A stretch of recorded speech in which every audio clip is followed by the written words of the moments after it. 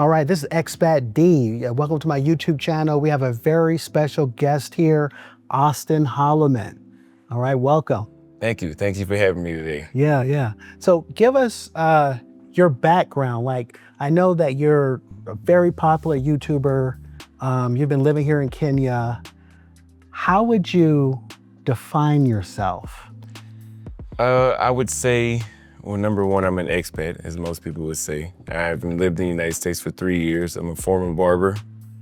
I was born in Fort Worth, Texas, grew up in Arlington, Texas, and I lived my adult life in Dallas, Texas before I left the United States. But now I am a content creator. Okay. Full time. So what initially brought you out of America? Women. Okay. Yeah, that wasn't the only thing, but that was like the final straw where it was like, yeah, I need to go I at least need to try somewhere else, and I did, and my mind was blown. Yeah, I haven't been proven wrong yet. Right. Okay. Yeah. So would you classify yourself as like a passport bro? No, because there's no centralized organization. Right. Yeah. So what would you define as a passport bro?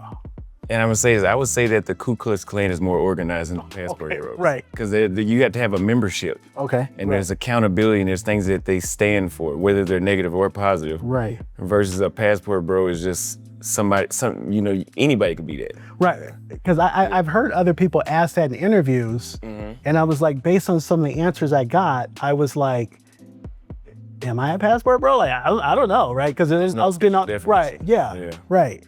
I know it's kind of a popular movement though. I heard you mention about just dating. Is there like a particular, like, what was the moment that you realized that like Western dating, like US dating, is not for you? I realized it whenever I was 21 and I had 2 barbershops at 1.3. And I had my own car, my own apartment, and I was getting to run around. Yeah, 'cause that's kind of what you mentioned. That should be in hell that right. This should be happening. Right. Yeah. That should be kind of what they're looking for, right? An ideal situation. Yeah. Right. Okay. Yeah.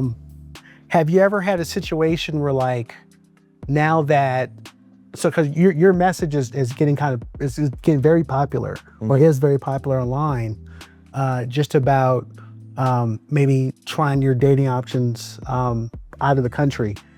Do you find like any Western women like trying to get you canceled?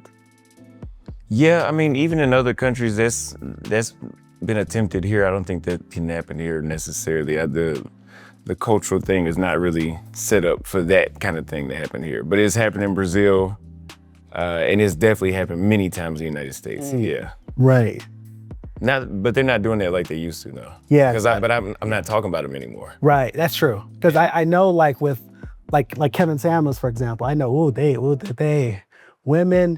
It was weird because maybe it's from a guy's perspective. Because when I used to listen to him, it just kind of made sense. It was just like raw truth, and it made sense. But women were like really offended by his message. Yeah, offended by the truth. Right. To this day still. Yeah, not surprising. Yeah. Now, do you think feminism has ruined like the dating culture in the States? It's ruined everything. It's the beginning of the end. And I always say any ideologies don't have limits.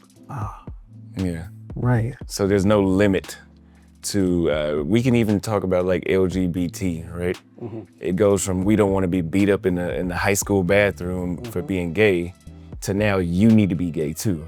And kids need to chop their penis off. Right. There's no limit to the ideology. Same thing with feminism.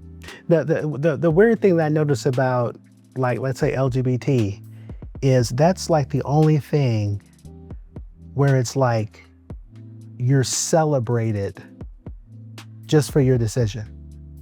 Like, think about it. Like, if you graduate from high school or college or something, it's like, oh, you graduated. It's like, yeah, great. And it's like, oh, I came out. Congratulations, right? Yeah. It's so like, right, the level that it's like, what did you do exactly? You know, just like the level that it's celebrated, it just like the magnitude of it just doesn't seem like it's balanced to what's happening, right? Yeah, I mean, there's a group of people funding that. Yeah, right. There's definitely an agenda. Yeah.